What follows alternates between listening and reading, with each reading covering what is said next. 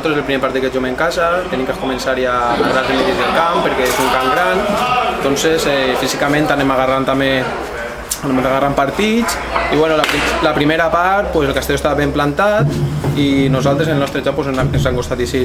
La segona part ja hem tingut un poc més de profunditat i bé, al final el que se toca en pretemporada és agarrar minuts, agarrar forma i conèixer els companys.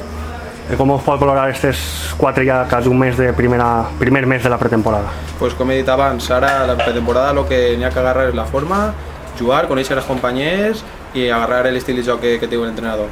¿Primer gol de la temporada, Álvaro? Sí, això és una anècdota que sempre ens agrada marcar a tots els jugadors, però el que importa és ajudar l'equip i que l'equip agarre la forma com he dit abans i sumar. Vale, quina valoració somos por fer del partit? Pues nada, yo he visto un partido muy intenso, la verdad que hay que ir cogiendo ritmo poco a poco.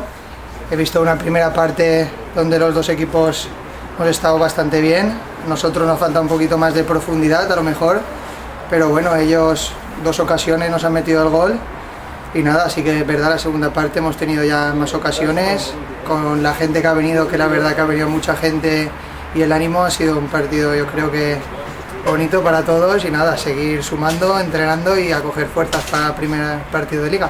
Tu primer partido aquí como jugador de la UDEN en el estadio, ¿cómo te has sentido?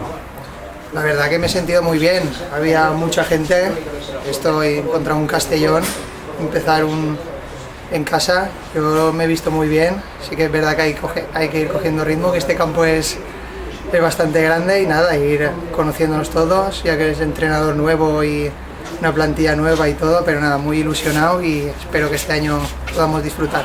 Vale, Mario, muchas gracias.